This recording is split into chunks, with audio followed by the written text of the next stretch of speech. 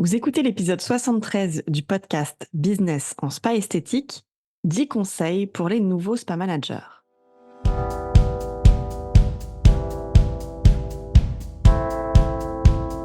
Bienvenue sur Business en spa esthétique, le premier podcast du secteur du spa et de l'esthétique en France. Je suis Tiffaine Modeste, la créatrice et directrice d'Expertise Spa Bien-être, et avec mon équipe, nous accompagnons les professionnels du spa et de l'esthétique qui veulent réussir. À chaque épisode de ce podcast, je vous propose de découvrir les meilleures astuces que j'ai mises en place au cours de ma carrière et qui m'ont permis d'atteindre le 1 million d'euros de chiffre d'affaires, les outils que je partage avec nos clientes et leurs histoires de réussite, et les témoignages des grands acteurs de notre secteur.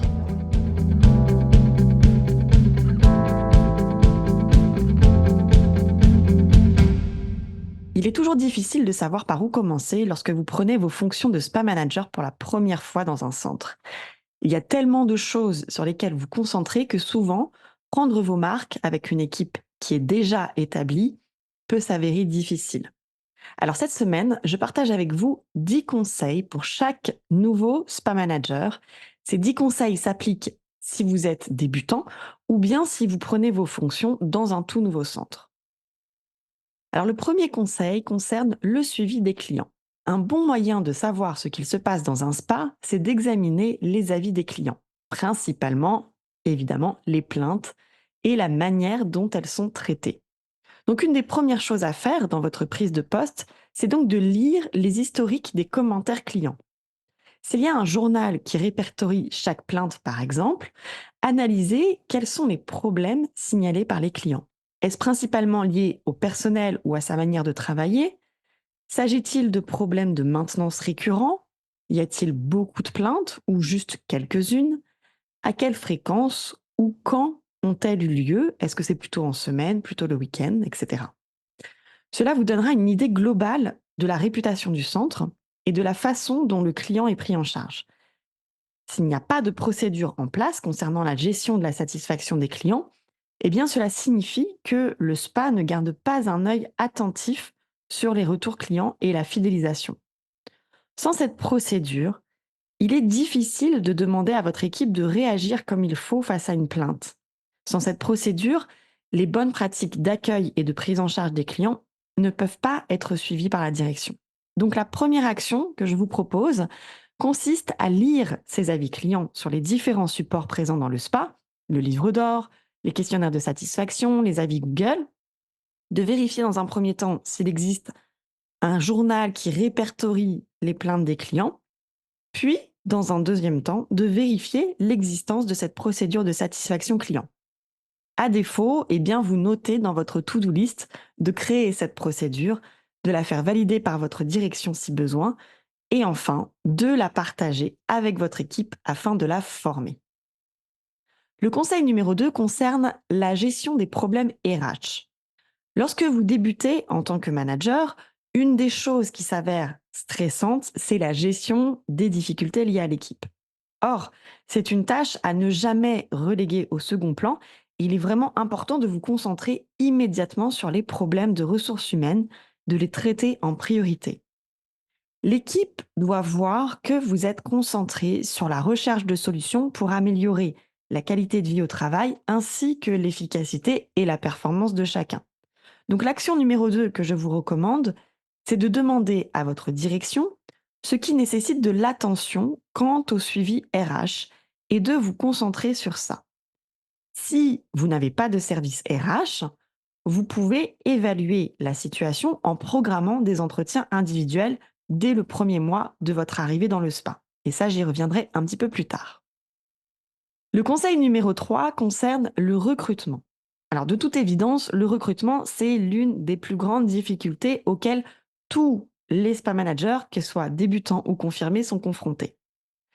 Dites-vous bien que malheureusement, ça n'ira pas en s'arrangeant, mais l'anticipation et la préparation, en fait, sont vos meilleures armes pour recruter efficacement à l'ère du digital et des nouvelles générations.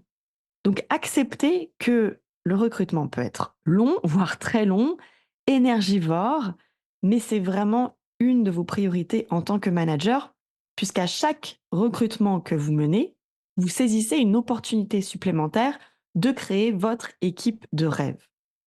Par conséquent, ne baissez pas les bras, travaillez vraiment votre réseau relationnel professionnel, mettez en place une procédure de recrutement qui est la clé de votre réussite. S'il y a un poste vacant ou plusieurs dans votre centre, vous devez y prêter attention immédiatement et regarder également que font les équipes qui sont déjà en place. Donc, l'action numéro 3 ici, assurez-vous qu'il existe dans votre spa une procédure de recrutement et qu'elle soit encore à jour et encore efficace. À défaut, créez cette procédure de sorte à ce qu'elle soit attractive pour les profils que vous recherchez. Pensez vraiment que vous construisez votre réputation de leader sur le marché grâce au recrutement que vous allez mener. Donc si vous avez la chance d'avoir vos effectifs complets, préparez-vous tout de même, préparez cette procédure de recrutement parce que vous n'êtes jamais à l'abri d'un départ précipité d'un des membres de votre équipe. Le conseil numéro 4 concerne les objectifs et les budgets. Alors, l'analyse de votre budget et de vos objectifs, c'est la clé de votre plan d'action en tant que spa manager. Les budgets peuvent vous dire tout sur les décisions qui seront prises ou à prendre dans votre centre. Est-ce qu'il y a des dépenses excessives, par exemple sur les produits? De quelle façon sont réparties les charges dans le spa? Pour avoir un impact en tant que spa manager, vous devez atteindre les objectifs de chiffre d'affaires et de rentabilité qui vous sont donnés. Par conséquent, il est impératif de comprendre ces objectifs, de comprendre la rentabilité d'un centre, d'étudier les chiffres, de créer votre propre compréhension du budget et d'envisager des prévisions pour les prochains mois. À partir de ce moment-là, chaque décision que vous prenez doit être une décision financière. Votre budget, c'est vraiment la clé de votre succès professionnel.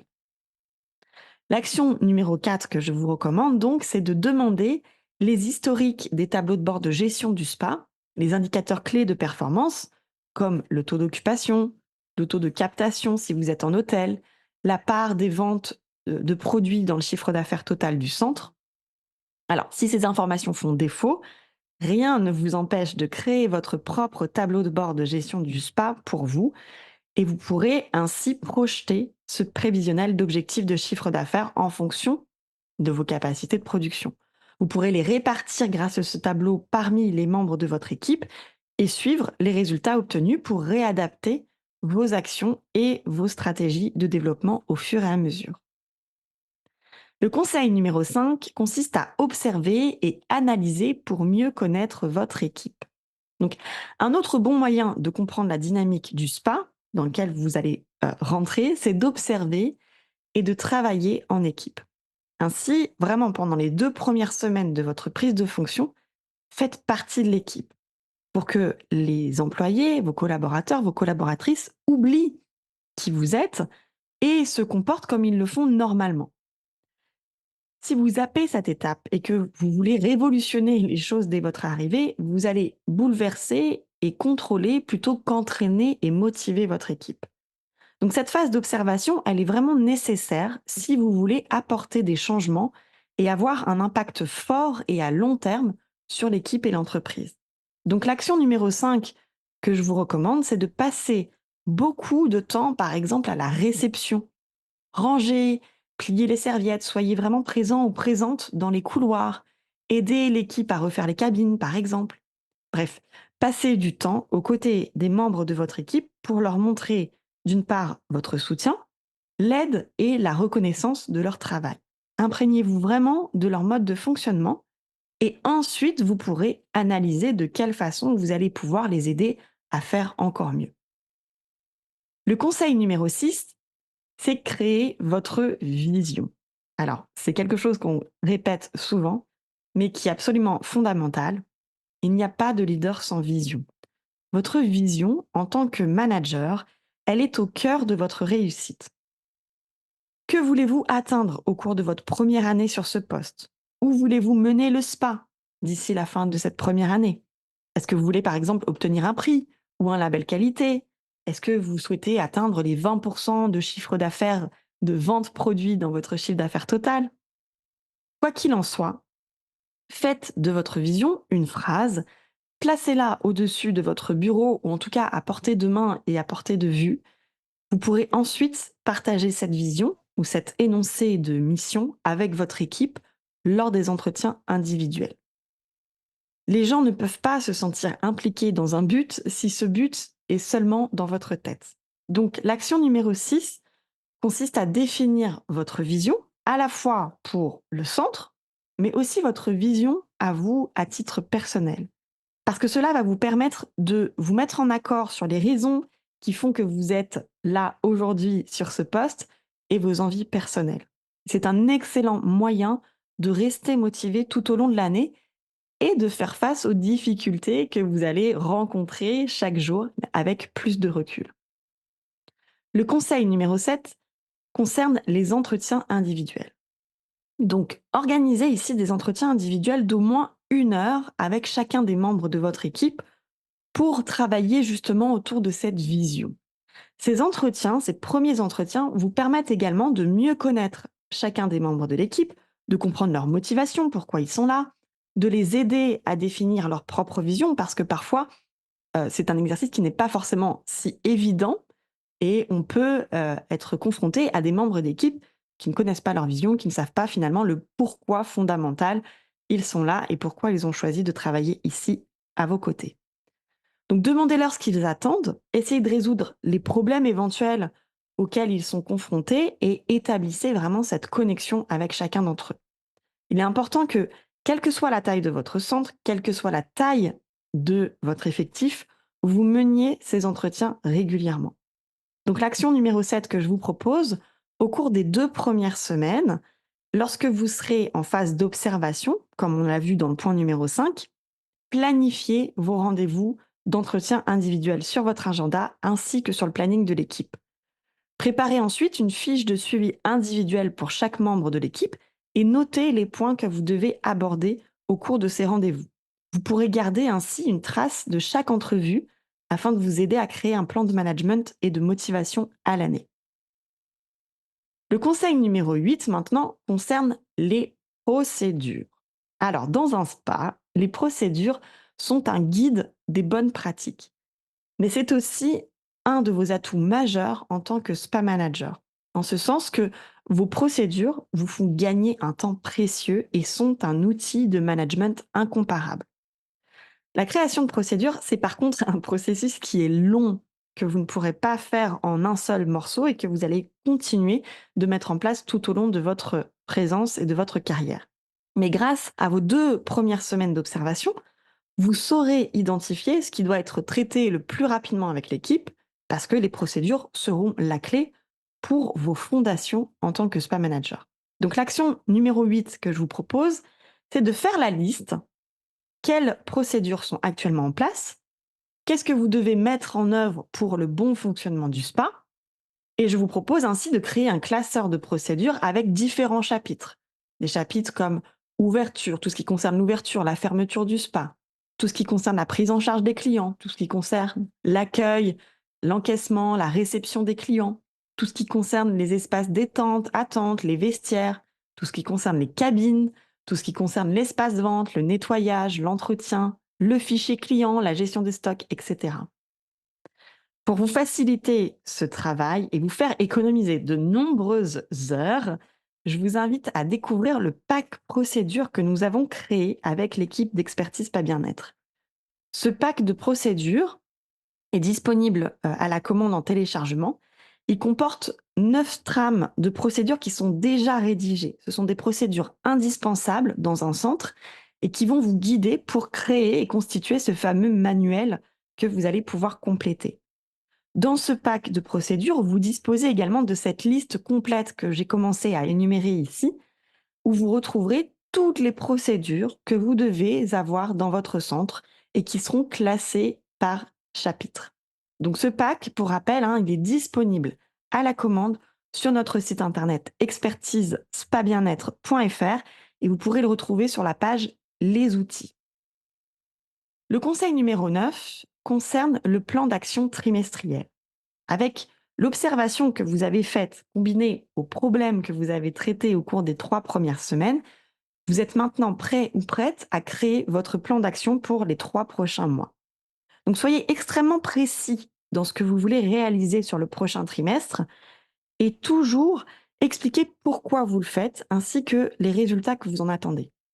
Ce plan d'action, il va vous aider à rester concentré, à créer un impact sur l'équipe et aussi sur les revenus du centre. Donc l'action numéro 9 que je vous propose, c'est de créer ce plan d'action trimestriel sur les 5 axes de la gestion des opérations d'un spa. Qu'est-ce que vous allez faire concernant le management d'équipe? Quelles optimisations vous allez pouvoir apporter sur le parcours client et les ventes? Quelles sont les opérations marketing et communication que vous envisagez pour le développement commercial du spa? Qu'allez-vous faire en termes de suivi financier? Donc ça concerne votre fameux tableau de bord de gestion et les procédures. Donc vraiment organiser vos missions avec un axe de travail, par exemple par jour de la semaine. Vous pouvez vous dire, je vais faire tout ce qui concerne le suivi financier le mardi, tout ce qui concerne le marketing le mercredi, tout ce qui concerne les procédures le jeudi, tout ce qui est lié au management de l'équipe, je vais le faire plutôt le vendredi, et le samedi sera une journée consacrée au parcours client et aux ventes. Ainsi, il vous sera beaucoup plus simple de vous recentrer sur chaque mission en fonction du jour de la semaine. Enfin, le conseil numéro 10 concerne les réunions d'équipe. C'est le dernier atout du Spa Manager, mais non des moindres, qui est celui des réunions d'équipe. C'est, à mon avis, un des meilleurs outils que vous avez à votre disposition. Mais pour que vos réunions soient efficaces et ne se transforment pas en réunionites, il est important d'adopter la méthode des 3 P qui consiste à planifier, préparer et présenter. De sorte que vous engagez vraiment les membres de votre équipe dans ces changements que vous souhaitez apporter. Vous allez donner une véritable impulsion lors de ces réunions d'équipe qui ont pour but d'aider tout le monde à atteindre les objectifs, d'aider tout le monde à se concentrer sur les nouveaux projets d'équipe, par exemple obtenir un label qualité, ou bien de trouver de nouvelles idées marketing. Donc votre première réunion avec cette équipe doit avoir lieu idéalement dans les 4 semaines suivant vos prises de fonction. Tout le travail d'observation, d'analyse, de planification et de préparation que vous aurez fait en amont de cette réunion, ça deviendra vraiment le pivot de votre leadership. Donc la dernière action, l'action numéro 10 que je vous propose, c'est de mettre en application cette méthode des 3 P. Dans un premier temps, vous placez sur votre agenda les dates de réunion, vous le placez aussi sur le planning de l'équipe. Vous pouvez, par exemple, décider qu'elle se déroule tous les premiers vendredis du mois. Et dans un second temps, vous préparez vos ordres du jour en dédiant vraiment 3 parties dans votre réunion. Donc, vous voilà désormais équipé pour vivre pleinement vos nouvelles fonctions de manager. Néanmoins, il arrivera certainement à certains moments dans l'année que vous vous sentirez seul sur ce poste, pris entre la direction et les revendications de votre équipe. Mais sachez que c'est exactement pour cela que j'ai créé Expertise Spa Bien-être en 2015. C'était pour pouvoir apporter les outils et le soutien aux managers. Donc je ne saurais que trop vous recommander de nous rejoindre sur le programme de formation Management et Leadership, pendant lequel vous serez accompagné dans cette gestion et dans le développement de votre équipe. Mais sachez aussi que vous avez à votre disposition sur notre site internet toute une bibliothèque de cours en ligne qui vraiment vous aide dans la mise en place des outils et des solutions à vos problématiques de terrain. Donc je vous invite vraiment à parcourir notre site internet et à prendre rendez-vous si vous avez besoin avec mon équipe pour être guidé dans les outils et les formations qui vous seront le plus adaptés en fonction de votre profil. Donc en attendant de vous retrouver en formation, je vous dis à la semaine prochaine pour un nouvel épisode. Si vous aimez ce podcast, rendez-vous sur le site Expertise Spa Bien-être pour découvrir les cours et le programme d'ESVE qui ont déjà aidé des milliers de gérants, managers et leurs équipes à développer leurs compétences et les performances de leur business. N'oubliez pas de vous abonner au podcast dans votre plateforme d'écoute préférée et de nous partager votre avis. Cela nous aide énormément. Merci et à la semaine prochaine.